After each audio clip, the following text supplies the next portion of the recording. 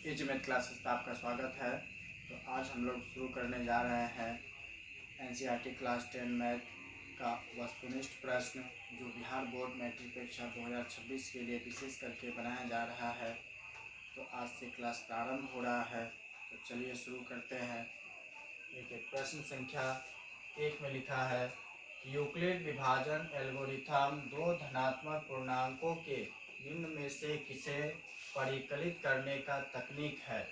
Option है ए में लसा,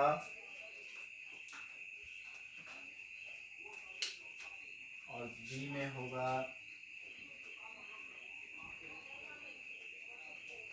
मसा, सी में है भागफल और डी में है शेषफल।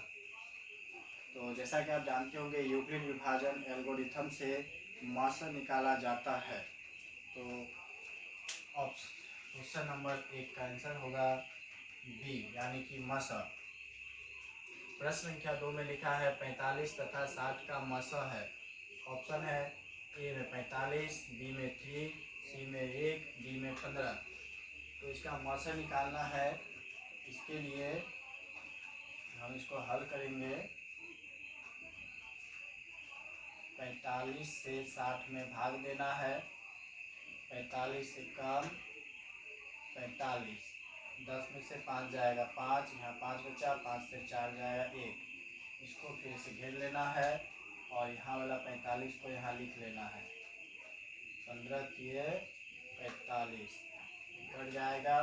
यहाँ जो आता है यही मसा होता है, यानी कि 2 नंबर 45 तथा 60 का मसा होगा 15। तो इस तरह के प्रश्न को आप बिना हल किए भी बना सकते हैं। तो उसके लिए हम देखेंगे। देखिए, ऑप्शन है 45, 3, 1, 15। हम देखेंगे कि इसमें से जो ऑप्शन है, इसे कौन सा से 45 और 60 दोनों कटेगा। तो देखिए, 45 से 45 तो कट जाएगा, लेकिन 60 नहीं कटेगा, तो 45 नहीं होगा। उसके बाद सी में 1 है, तो 1 से 45 भी कटेगा और 60 भी कटेगा। 3 से भी 45 भी कटेगा और 60 भी कटेगा, और 15 से भी कटेगा। तो इसमें बोला है मसा। तो मसा में जो भी ऑप्शन यहाँ पे तीनों मिले जिससे कट रहा है, उसमें जो सबसे बड़ा होगा वही इसका मसा होगा, यानी कि 15 ये तीनों से में बड़ा है, तो इसका आंसर होगा 15। बिना हल किए ऐसे बना सकते हैं। उसके बाद प्रश्न संख्या 3 में है, एक अशून्य परिमेय और अपरिमेय संख्या का गुणनफल होगा। तो ध्यान रहे, एक अशून्य परिमेय और एक अपरिमेय संख्या का गुणनफल, जैसे 2 परिमेय संख्या है और √2 अपरिमेय संख्या है, तो दोनों को गुणा करेंगे तो 2√2 एक अपरिमेय संख्या होता है। तो यानी प्रश्न संख्या 3 का आंसर होगा बी, हमेशा अपरिमेय। अब प्रश्न संख्या 4 में देखेंगे, यदि p एक धनात्मक पूर्णांक है तो धनात्मक सम पूर्णांक का रूप होगा। तो इस तरह के प्रश्न में हम देखेंगे ऑप्शन में कि किसका पीछे में विषम संख्या है। तो देखिए, इसमें 1 है विषम संख्या, इसमें भी 1 है विषम संख्या, यानी ये वाला सम नहीं होगा, ये वाला भी सम नहीं होगा।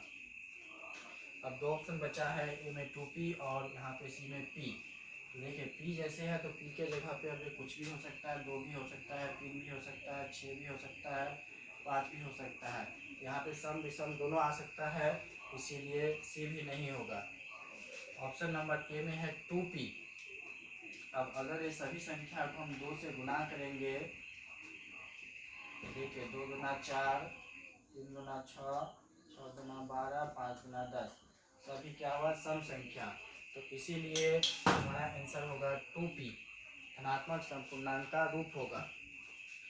प्रश्न संख्या 5 में लिखा है, किसी धनात्मक पूर्णांक q के लिए प्रत्येक धनात्मक विषम पूर्णांक का रूप होगा। तो प्रश्न संख्या 4 का उल्टा बोल रहा है। प्रश्न संख्या 4 में था सम पूर्णांक, इसमें है विषम पूर्णांक। तो इसमें देखेंगे कि किसका पीछे में सम है। तो देखिए, इसमें सम है, इसमें सम है, यानी ये नहीं होगा, ये नहीं होगा। उसी तरह से अब यहाँ पे इसका पीछे में विषम है और यहाँ पे 6 क्यों है। तो अगर 6 क्यों को इसी तरह से कोई भी संख्या से गुना करेंगे तो वो सभी सम हो जाएगा, इसीलिए 6 क्यों भी नहीं होगा। तो ऑप्शन नंबर सी हमारा सही होगा। आशा करता हूँ आपको इस भी प्रश्न समझ में आए होंगे। अगर कोई भी प्रश्न समझ में नहीं आया है तो कमेंट करें, और अगर ये वीडियो अच्छा लगा है तो लाइक करें, और अगर आप नए हैं तो इस चैनल को सब्सक्राइब कर लें और हमारे साथ जुड़ जाए। आपको इसी तरह का संपूर्ण बुक का वस्तुनिष्ठ प्रश्न कराया जाएगा। धन्यवाद।